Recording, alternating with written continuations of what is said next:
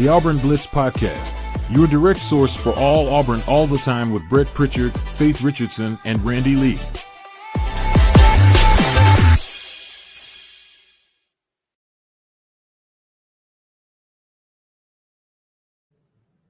What's up, everybody? Welcome into the Auburn Blitz Podcast here on a Friday morning. We're glad that you joined us wherever and whenever it is that you join us each and every day and make an Auburn Blitz part of your daily Auburn athletic intake. I'm Brett, and that is Faith, as you can see on the bottom of your screen. Not that you need us to say that every day, but we do because it's kind of routine. Glad to see and hear from everybody today. And again, next game up, right? Ball State. I mean, ready for a barn burner, Faith?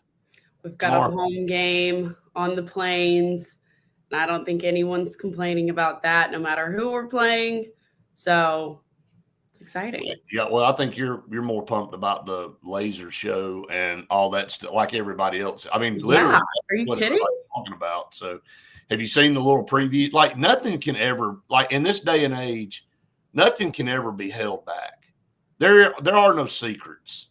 So there's drone video of all the laser stuff going on in the stadium. I'm like, can't you just wait and show it when everybody – but everybody's got to be first to the dance, right? Yeah. I mean, I think the best thing that you can do is either just not look at the full thing, or – because that's what I do. I don't watch the whole video. I'm like, I'm going to wait.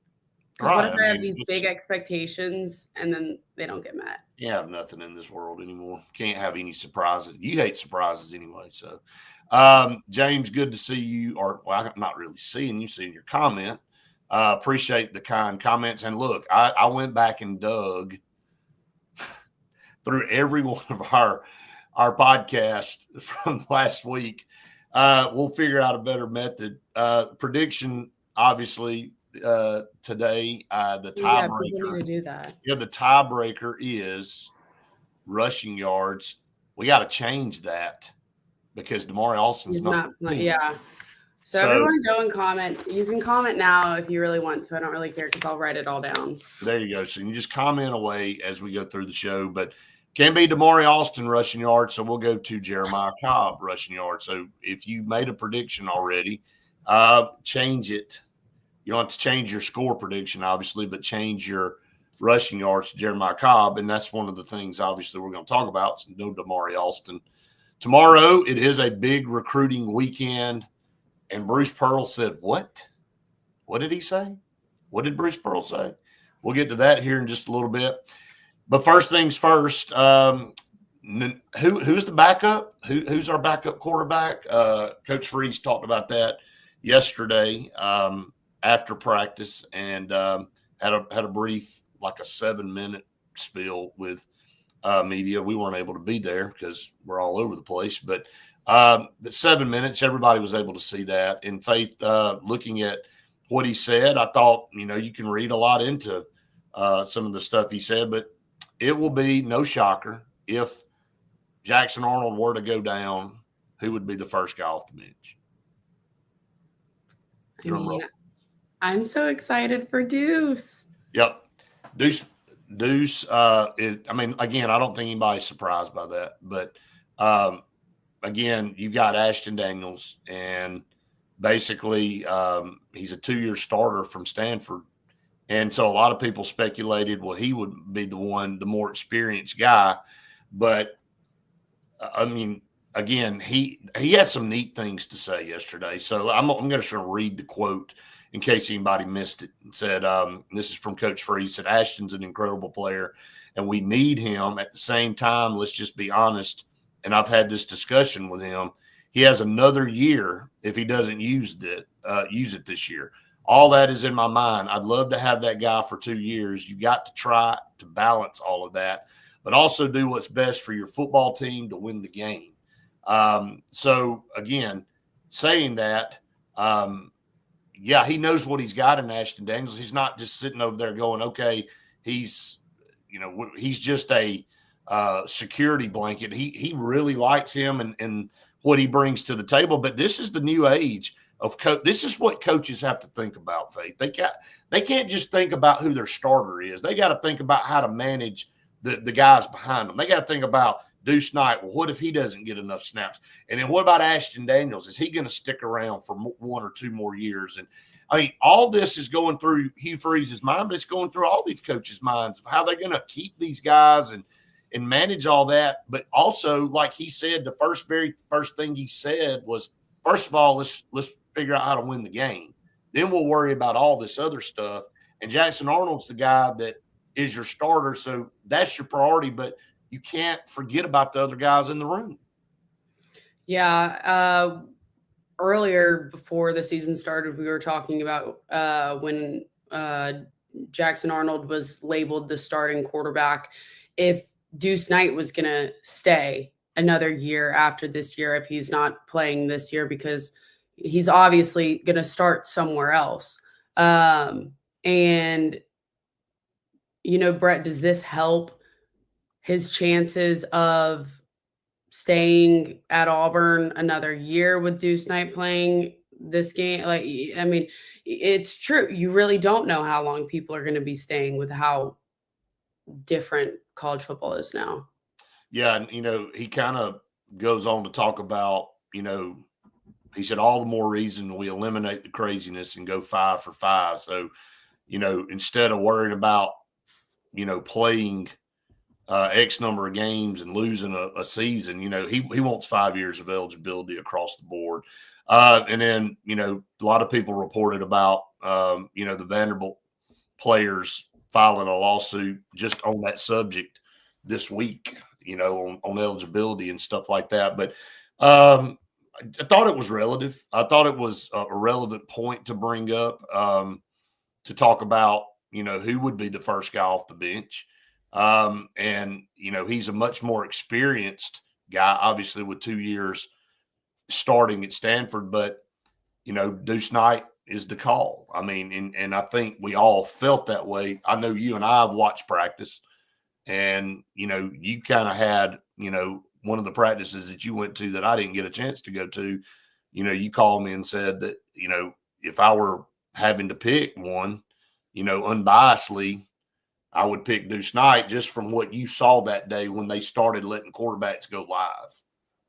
Yeah, definitely seeing them go live, but also just the development from going from Stanford, from where he was to now Stanford. Sorry, yeah. I get a little bit of a difference there. Just geographically. Just a letter or two. But yeah, from Stanford to Auburn, you think about the different conferences and just who they were playing before, the coaching styles, all those things.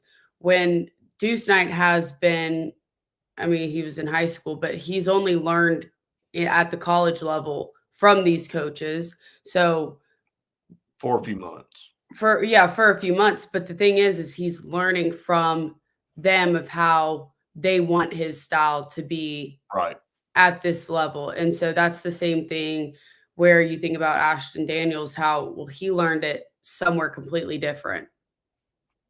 He did. And, again, most of the time, though, experience wins out over, no experience. I mean, I hate to say it. Yeah. No, you're right. But, I mean, but again, that just kind of tells you, I think from Hugh Freeze's standpoint, it's a management thing. It's hey, look, Deuce is the future. I'm not saying he's casting Ashton Daniels out, but Deuce is the future. Let's be honest about it. Right. And he's going to do everything he can. If Deuce is up to – now, he's not going to throw him in there if he's not ready, but he obviously feels like if that things were to happen the way he explained, that Deuce Knight would be the first guy off the bench. I just thought that was interesting because obviously we don't have a quarterback controversy at Auburn for the first time in God knows when. It's firmly Jackson Arnold's position. But it is intriguing to have that much talent in the QB room. And finally somebody asked him, and I thought he had a great answer. We all know now. That's who would you pick? And he pretty much said it. Now, he had all these little caveats. He couldn't just say it's Deuce Knight. And then, he had to add the conversations that he's had with Ashton Daniels and all that, but it was all good. So, all right, Clinton said 50-10 tomorrow, and rushing yards for Jeremiah Cobb is 110. We will remind me before we get off, Faith, that we will announce last week's winner and whatever we want to give away. So, because we got lots. I've already written yours down.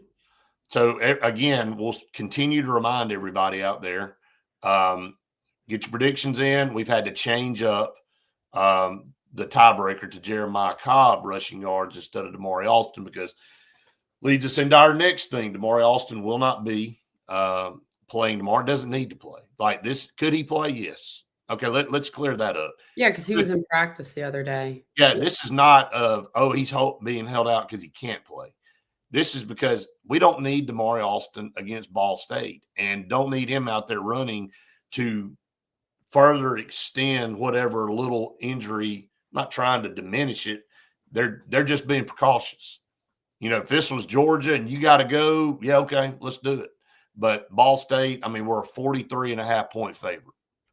And this is a great opportunity for Jeremiah Cobb to be the guy, for Darrell Robinson to get more than one carry like he did at Baylor, and then see some Omar Mattson. I think a lot of people are thinking about that. We feel pretty good that we'll see Omar Mattson in this game. And, all we've been able to do is tell people what we've seen of Omar Mattson. Nobody's really been able to see Omar Mattson outside of the select few that get to view scrimmages. We haven't even been able. The media doesn't even get to go see the scrimmages, Faith. So we'll see him in some capacity. I'm assuming on Saturday night. So but the rest of this group, Jeremiah Cobb's, he and Damari Alston split the time in Baylor and almost had identical numbers. I think they both had 16 carries apiece. I think Jackson Arnold had 16 carries in the game. So, but running game is going to be fun to watch, but you could kind of see a little sly grin with Hugh Freeze yesterday when he was asked about, hey, are these receivers in Jackson, are they chomping at the bit to show everybody what they can do? And if you'll remember last year, Alabama A&M game, it was a air raid. There were just everybody catching touchdowns. I think it kind of will be that way tomorrow night. What do you think? I hope so. We've seen in practice and keep talking up how well these receivers work together and make the incredible catches that we've been able to see, but not a lot of other people can go and see. And, that's going to be hopefully tomorrow, everyone's going to be able to see what we're talking about and how well they look. Because again, a year of development from going from their freshman to sophomore year, everyone was so impressed with Cam Coleman and Malcolm last year. Right. If you were impressed last year, you've got something coming now. Yeah, exactly. And then, of course, all we did was tell everybody about how great our secondary was for about 2 months and how we were worried about Jackson Arnold. And, all of us did. Everybody that covers Auburn did. It's not just me and you. It's everybody else. And we're standing on the sideline at Baylor going, we literally said, well, everybody that follows us is going to say, well, what have they been – where have they been going? Because the secondary was terrible and Jackson Arnold looked like a All-American. So it's like, okay, just completely opposite of what we've all been talking about. So, maybe we'll see a little bit better play out of the secondary. By the way, Coach Freese let everybody know that Auburn missed 30 tackles in that Baylor game. Missed 30 tackles. So they worked on you and I saw the no hands drill the other day, and basically the defensive backs had these little special mittens. Was that what you call them? Mittens. They look like boxing gloves without a little curl. Yeah, and basically what it does, and he said the reason they what is, I don't know, mittens. Boxing mittens. It's like the things that you punch. Yeah. You know what I mean? Yeah, right. The little sparring gloves. Yes. So why do they wear that? To prevent them from grabbing receivers. And I think we got called for 3 holding penalties in the secondary, and Coach Freeze didn't like that, obviously. And he said they were legit. He said, went back. He said, yeah, we grabbed them. He said, we got to get our hands off people. So now you can't grab anybody with those mittens on your hands. So they're just trying to cause issues and kind of slapping around, hitting the receivers on the arms and trying to distract and stuff like that. But it makes you truly enhance what you're doing as far as your coverage. And it allows you not to cheat, not to grab somebody by the jersey. So we'll see if we clean that up too. That's another thing. It doesn't matter what your opponent is or who your opponent is. That's a fundamental thing that you got to see if you get better. Yeah, no question. Hey, Tony, can you drop your rushing yards for Jeremiah Cobb? Yes. Please. Yep. Thanks. For your prediction to be valid, it needs to have a tiebreaker attached to it. So yeah, Tony, drop that here in just a minute. Okay. So no Damari Alston, no big deal. Not that we're not going to miss him, but Damari Alston will not be playing tomorrow night. All right, let's get to some of our partners here on the program, Faith, and we always start with Sensagreen. Sensagreen, for air that is cool and clean, call on Sensagreen. They are the carrier experts in the state of Alabama. Call Sensagreen for major discounts on HVAC repairs and installs, plus insulation with Professor Greenbacks. Get HVAC smart at sensagreen.com through Thanksgiving with up to $100 off HVAC repairs, $500 off insulation work, and $1,500 off a new HVAC system. Sensagreen with Carrier. Turn to the experts. How cool are these coupons? You're too excited. Way too excited about these commercials. Scout program. We do like our partners. I mean, we do. It's a good thing. Just brings a lot of joy to your life to read the Sensagreen spots. All right, Scout Program Management, a full construction management firm located in Birmingham, Alabama. Whether you're a municipality or a educational institution and you got multi-million-dollar projects on tap, they're the ones to call. They're the ones to hire. They take you from the pre-construction planning phase all the way to the finished product. And when you're spending millions of dollars, you don't want a bunch of janked up stuff, for lack of better terms. You don't want somebody coming in there cutting corners and not doing the right thing. So Scout Program Management will make sure your project is done tip top from start to finish. Call on them in Birmingham, Alabama. Check them out online. If you're thinking about having a project that involves a lot of money, they'll handle it for you. Bunkers in downtown Auburn, y'all, they've got live music going on tonight there. Yes. They've got their stage all set up and everything. They've got such great happy hour deals, such great food. They've got the golf simulator bays. And I mean, you really can't go wrong at Bunkers. We're really excited to go back there next week. Yes, we are. And be on the lookout for our guy, Justin. He'll be in there filming some tonight because we're going to be putting together a new commercial for Bunkers. So excited about that. So look for our guy, Justin. Say hey to him when he's got the camera. Go up and wave and hang out. But Bunkers is the place to be tonight, Friday night. That thing starts at 6, I think, 6 to 9 tonight. So a lot going on there. Check them out at Bunkers. I know they will appreciate it. Tell them Auburn Blitz sent you. And look for our Auburn Blitz banner, by the way. Right there up on stage. So looking forward to seeing a lot of people at Bunkers tonight and when we go next week, Faith, we'll be over there. And by the way, while we're talking about all this promo stuff, we got a lot to talk about. We'll be live on location at Stillwater's coming up today at noon. So looking forward to that. Prime Steakhouse will be partaking. Chef Brian will have some food for us down there. And then tomorrow after the game, at some point around midnight, I'm sure, we will have our live post-game reaction show. So had a lot of people tune us in after the fact. A lot of people went to bed, but then we just kept watching the views, and I kept getting texts and stuff about, man, what in the world happened with y'all? Y'all were laughing so much. So yeah, we've gotten a lot of comments. Appreciate it. Make sure you tune us in. Don't go to bed early. I mean, it's Saturday night. You can hang around for a little while. As soon as we get out of the presser, you and I are going to be darting off to our place where we're going to be doing the show, and just hang in there with us tomorrow. Make sure you subscribe to our channel, right? Yep. I said all that. I get a yep. So I don't know. You said everything. I have nothing else to say. Right. I guess I said it all. So, all right. Let's flip over big recruiting weekend, Faith. You can never have enough recruiting talk, right? And some big visitors coming in this weekend. Some obviously guys that are already committed. And we'll just kind of start and go down the list. I think it's important to know that this is the first trip Peyton Falzon is going to make to Auburn. He committed to 4-star quarterback from Pennsylvania. He flipped from Penn State to Auburn.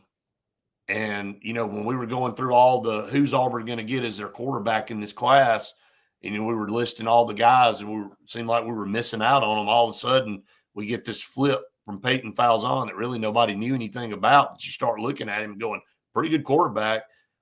He committed and never has been to Auburn. So this is his first trip to Auburn. So I don't think he's going to be disappointed when he gets to Auburn. No. You think he's coming for the laser show too? Maybe. He's probably coming for the weather, to be honest with you, because if I were him, I'd want to get the heck out of Pennsylvania because I don't like cold. But yeah, well, it's not cold up there right now, but I mean, okay, but like majority of the year, it's freezing and snowing. Of course, I definitely wouldn't move up there, but the weather's not terrible right now. But he'll actually come down here and feel what humidity feels like. It's a little bit different in the South, obviously. So Peyton, I think that's an interesting one. Some guys on the radar that are still on the radar, and one of note. We got a couple I want to highlight, but first is Shadarius Tootle. Shadarius Tootle was committed to Auburn for a long time. He's from Cottage Hill in Mobile. Obviously, he flipped to Georgia. Still has a lot of high praise for Auburn. Now he's making this trip over tomorrow. So, again, you and I talked about that the other day. That's pretty big news that we're still in the game for Shadarius Tootle. Let's just make that very evident. Yeah, there's no question about it. I mean, guys are flipping back and forth 6 times, and it's not even December yet. Right. Again, I'm not going to list everybody. You got 4-star defensive lineman Corey Wells. That's a priority guy for Auburn. He's from Mississippi. He is committed to Texas right now, but so is Vodney Cleveland. So, I don't think Auburn's going to quit recruiting Vodney Cleveland, but that's 2 defensive linemen that Auburn is very high on that are committed to Texas. So we'll just kind of watch and see how that plays out. But Corey Wells will be in Auburn for that game tomorrow night. So we'll see. Guy that we see every week, 3-star wide receiver from Alexander City, BJ Bedgood. I'm telling everybody that will listen right now, this guy is not a 3-star. He is woefully underrated. And I know everybody's going to say, well, you're the Benjamin Russell guy. What are you supposed to – I'm not – like, seriously. You're going to see what I'm saying. Faith can back me up on this. This guy's – if he's a 3-star, I'll take 25 3-stars every year. Yeah, he's really, really good. And, it's hard because – with Benjamin Russell and everything, everyone talks about Sedarian Morgan, and he gets all the praise. And you and I were talking about this yesterday. The difference between the two is Sedarian is so tall and he's so big that, I like to say he glides down the field. He literally looks like a man amongst kids because of his size and his height. But BJ Bedgood is, he's still big, but he's able to make plays happen. He's not just running over people and Sedarian's able to catch the ball over top of these guys. And BJ Bedgood is able to actually make plays happen. And, he's definitely more than a 3-star. And he's going to get bumped up. I mean, there's no question. Yeah, I think it's just a matter of time before he gets bumped up. And look, if I'm Auburn, look, I know we're biased on here with him. What the hell are you waiting on? Offer this kid now, because everybody, like, he's already got several offers, but Auburn needs to. He is by far an SEC caliber player. He's going to end up in the SEC somewhere. I just hope it's at Auburn, because right now, if you're sitting there looking at, if you compare, I love to compare things to the stock market. If I'm looking at this stock, it's definitely one that you're like, you better buy it now while it's low, because it's about to go up, and then you're going to wish you had. So Auburn, go ahead, please, if you're listening. All right, some commits that are coming in. Huge, obviously, Braylon Womack is going to be in town. That's massive. Looking forward to a great environment. Just, again, keeping that guy in great spirits about Auburn is huge. And the counterpart from Mississippi, Jace Matthews, our biggest wide receiver commit. Again, hate that we didn't garner Sadarian Morgan's commitment, but got Jace Matthews, and he'll be there along with a guy that you've sat down with a couple of times, in Jaquez Wilkes, the edge rusher linebacker from Wadley, and then Parker Pritchett from Columbus, Georgia, will be there. So that's 4 Auburn commits that will be in attendance, along with Peyton Falzon, and also, let's see, Kentrell White, the tight end commit from Georgia, will be there as well. So those are the guys that are committed in this coming up class that will be in attendance. All right, Faith, some guys to look at in the 27 class. And we'll just go down the list. You've got another big-time defensive lineman in Donovan Moore from Hueytown. You got Jace Johnson, who's a guy that Auburn's owns, a Texas A&M commit from Georgia. He'll be in attendance. You got defensive lineman Elijah Brown from Prattville, Barack Willis, who Jason and I have talked about as being maybe one of the top players in the state, the edge rusher there from Moody. So there's several big-time 27 guys that are going to be in attendance. Yeah, there's going to be a lot of guys coming this weekend. I think it's a perfect game for them to come, first home game, first night game of the season. The atmosphere is going to be great with it being the first home game. So looking forward to it. And, they're going to be all in the field before the game starts and everything. And then during the game, they'll be sitting right behind. So, you kind of get to see who does and who doesn't trickle out, because sometimes that does happen. But yeah, I'm looking forward to it. And highlighting the 28 visitors. Who's highlighting the 28 visitors, Faith? I'll let you tell everybody. Kingston Pryor. Yep, 5-star. From Benjamin Russell, quarterback.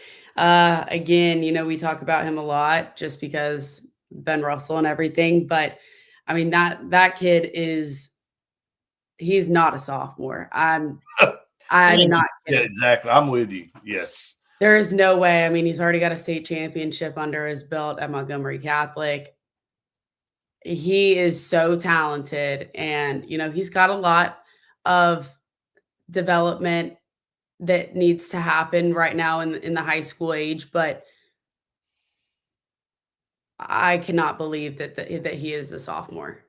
Nobody can. I mean, when we watch him on the field, it's kind of like he is a 5-star. Yeah, he absolutely is a 5-star. I thought that looking at when he was warming up, obviously you noticed the Auburn towel. Of course, these guys wear all kind of different stuff, but he wears his Auburn towel every game. I think he's definitely, Auburn's already offered him. It's a big deal. I know Ole Miss offered him when he was a freshman at Montgomery Catholic, but man, we are blessed. I'll say this, and I posted a picture yesterday, and I looked down that line, and you see the athletes that Benjamin Russell has, and it's like, man, you get to cover this every Friday night, and just just a great group of athletes, not just seniors. I mean, juniors and sophomores on down the list. I mean, just got a bunch of really, really good players that if things continue to gel, they'll have a chance to go a long way this year in 6A. So we'll continue to follow them. Obviously, we got a game tonight on the road, and so excited about that. But hey, that's a massive list of guys coming in for this first game. Faith, it's going to be fun. Yeah, it's going to be a lot of fun. But yeah, there's a ton of them. Ton of them, and you expect that on the first game for sure. Didn't matter who the opponent was. All right, let's get to some more of our partners here on the program. Old Number One Customs, they are about to walk in my house again, just like they have been doing for the last couple of weeks. A lot of things went through inspection yesterday, so they're ready to move into the next phase. Excited about that. If you're looking for a custom remodel of your bathroom, kitchen, living space, whatever it is that you're doing, outdoor living space, 334-752-6162. Go check them out on Instagram. Go look at their work. Don't take my word for it. And of course, I'll have pictures to show everybody of before and after our bathroom. But go check them out now and get on their list because they're really busy and they do tremendous work. So call on them, 334-752-6162. JFA Blue Plumbing. If you want that Home Atlas water filter duo for just $15.99, go ahead and get that. I mean, you cannot talk about how important water is in just your everyday life. It doesn't matter what, you're using it for. But I mean, if you're going to have filtered water, you got to go ahead and just get that Home Atlas water filter duo. So call on them at 844-JFA Blue. Always love the filtered water for sure. And then finally, Oliver Ross.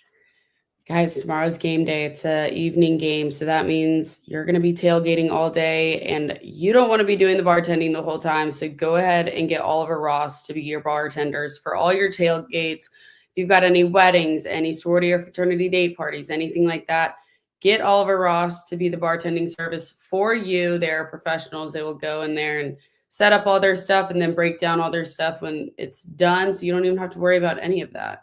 Absolutely. I mean, why be stupid? Just call on Oliver Ross. All right. Again, prediction score. I mean, get it in. We'll be live at noon at Stillwater's and Prime Steakhouse today. So excited about that. So make sure you tune us in at noon. You can get your score predictions in then as well. After this show, you can, just like Faith says, go in there and list it in the comments if you're watching after we go off the air. And the tiebreaker is Jeremiah Cobb. Rushing yards was Damari Alston, but not going to play tomorrow. Just precautionary reasons, just kind of making sure that heals that shoulder up even more as we head into the next few weeks. But make sure you get that in. Tiebreaker, Jeremiah Cobb, rushing yards. Okay. All right. Finally, Faith, Bruce Pearl was on a podcast with John Rothstein. And then he was at our good friend Lyndon. He was at the was it the blue, what was it called? The Blue Shoes Ball last night. Mm-hmm. So up in Birmingham, and I saw she got an interview with him. He kind of comes out and says, look, I got 5 years left on my contract. I would be surprised if I made it that far. So people went, oh God. I mean, the man is 65 and yeah, he's in great shape, but if he fulfills the contract, he's gonna be 70 years old. I mean, and I think you and I've had conversations with him. It's not that he's just tired and worn out, but he's been doing this a long time. So I would expect him, to do probably a couple more years, and then, we'll see. Will it be Stephen Pearl? Will it be somebody from the outside? I don't know. I mean, I definitely think he's been grooming Stephen and handing him more responsibilities and things for, the program. But, ultimately it'll be Auburn's decision to make on who replaces Bruce Pearl. But I think everybody kind of jumped out of their skin thinking he was going to walk out tomorrow, and he's not. So just kind of your thoughts on that. Yeah. I have a few different thoughts. When he was talking about, when he was talking about maybe he doesn't need to go in and win a championship. They asked him, hey, are you looking to win a championship or get to another Final Four this year? And then, willing to walk out with your hands clean like that. And I think I was shocked by him saying that he doesn't need to win a championship. And if this team, if he doesn't think this team is going to go and win a championship, well, then he just hopes they get the best run in that they can. And they don't have to make it to a Final Four. They don't have to make it to a championship, which I just think is, Hugh Freeze obviously has had a different past in his time at Auburn where, he hasn't shown that. I mean, he was also there he's been there 2 years. And, when the whole thing came out with the next round at the golf tournament, that he said, I hope we make it to a bowl game. I just think the energy is different coming from the two people of, okay, well, I hope we make it to a bowl game. And then now it's, if they're good enough to make it to the Final Four, they're good enough to make it to the Final Four. If they're not, well, I hope they do the best they can. I kind of look at it. I didn't really get a chance to hear the whole thing. Most of the traction yesterday was him saying that, I got 5 years left on my contract. I'd be surprised if I were here. I think, and I had somebody else send me a text yesterday. You and I were talking about all this. It's kind of like he said, and I may be off here, but said something to the fact that, not having won a championship doesn't motivate him any more than he was before to win one. Well, he said that he's already won a D2 championship, and he knows what it's like to win. Yeah, I don't think, I think basically he's, saying that, I mean, every year's different. And, I think everybody wants to win a national championship. So it's kind of like I'm still as motivated as I was before, but it's like not the end game. I don't know. It's just kind of, I think what started all of that was him saying that, hey, look, I don't know how much longer I'm going to go. And look, he said that to us in person, so I'm not overly shocked by this. I mean, and then the Senate stuff has been continued. I mean, look, he's not shy on Twitter or X, whatever you want to call it. I still call it Twitter. But on X and his political, I'm not saying he's got political ambitions, but obviously he does have a passion for, things going on with Israel, and he's made it very known, and he doesn't care really who he makes mad with some of his comments. That's how passionate he is about, his Jewish faith and all that. So, he's just been not focused on Auburn because he loves Auburn. He's a great coach, but he's in multiple different places right now. And I think, I wouldn't be surprised if 1, maybe 2 years is all we have left of Bruce Pearl. And I think when you got him for 1 or 2 more years, you're going to have 110% effort. But I think when he's not a guy that's going to hang on, Faith, in coaching, a lot of guys just kind of keep hanging on, and then it gets worse and worse, and they don't know when to leave. He's going to walk in one day and going to say, okay, that's it. I've done all I can do. I appreciate it. But I think up until then, you're going to get max effort from him. Do you agree or disagree from me on that? I agree. I think you're right. I just don't know about that whole comment because I think the Auburn fans are giving 2 different energies to Hugh Freeze and Bruce Pearl, which again. And I think you said something though that is a point to be taken. Bruce Pearl, he worked his way up and built this program and has made Auburn a national power. So when you do things like that, Hugh Freeze isn't to that point yet. Well, that's what I was about to say. I was about to say that, even though I know they have 2 fully different pasts, right? I still think it's with Auburn getting to the Final Four 2 times in the past, whatever couple of years, that Auburn fans want to see them make it further than that and go to the national championship, but just like you and I talk every single day, if you're content where you're at, right, you're not growing. You're not growing. You want to keep going and pushing forward. And I'm not saying anything about Bruce Pearl in a negative way. I'm just saying that as Auburn people, you probably want to hear. Yeah. I think it's kind of been misconstrued. I've heard multiple different angles. I don't know that that was very clear, and I had somebody text me. I'll read what they said, but first, I want to read this off. Auburn's record 11 years prior to Bruce Pearl getting there, 159 and 182. No titles of any kind. SEC, regular season, tournament, damn sure didn't make it to a Final Four. And guess what we didn't do? Make it to a tournament period in 11 years. We didn't go to an NCAA tournament. 11 years of Bruce Pearl at Auburn, 246 and 125, 3 SEC titles, 2 SEC tournament titles, 7 NCAA tournaments, and 2 Final Fours. So, you're spot on. He has earned his way, and fans are going to give him more of a pass on things than they are Hugh Freeze, because Hugh Freeze has had 2 losing seasons at Auburn, and the pressure is on. And let's just be honest, football and basketball, even with all the success, is apples and oranges. Right. Auburn is still a football school, and that's where the hay is made. And right.